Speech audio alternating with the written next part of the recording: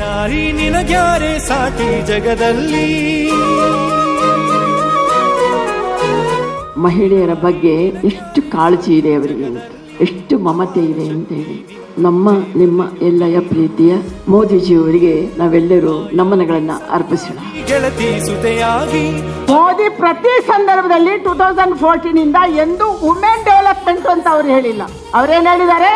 Women LED development, ಮಹಿಳೆ ನೇತೃತ್ವ ವಹಿಸಿರುವಂತ ಅಭಿವೃದ್ಧಿ ದೇಶದಲ್ಲಿ ಆಗ್ಬೇಕು, ವಿಕಾಸ ಆಗ್ಬೇಕು, ಇದು ಅವರ ಕಲ್ಪನೆ.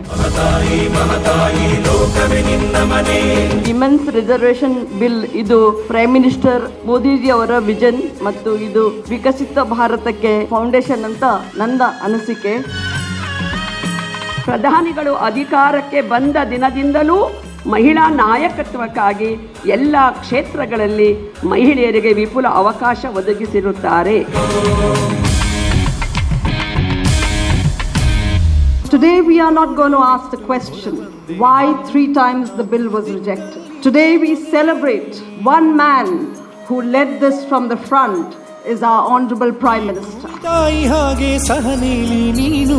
All deserve to have a man like Mr. Modi to be in our houses, to be in our families, to be in our community, to drive us, to give us that strength and to keep us where we are.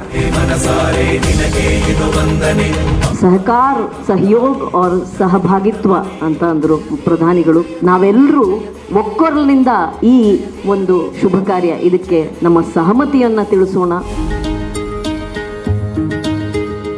Being a part of a country like India, we have enormous opportunities and we can achieve whatever we want because we have a wonderful leader sitting amongst us who is looking forward to do any kind of support. 33% ನಮ್ಮ ಹೆಣ್ಮಕ್ಕಳಿಗೆ ಕೊಟ್ಟು ನಿಜವಾಗ್ಲೂ ಅವರಿಗೆ ಇನ್ನೂ ಒಂದಷ್ಟು ಶಕ್ತಿಯನ್ನು ಹೆಚ್ಚುವಂತೆ ಮಾಡಿದ್ದಾರೆ. ಎಲ್ಲ ಮಹಿಳೆಯರ ಪರವಾಗಿ ನಾನು ಮೋದಿಜಿಯವರನ್ನ ಅಭಿನಂದಿಸ್ತೀನಿ.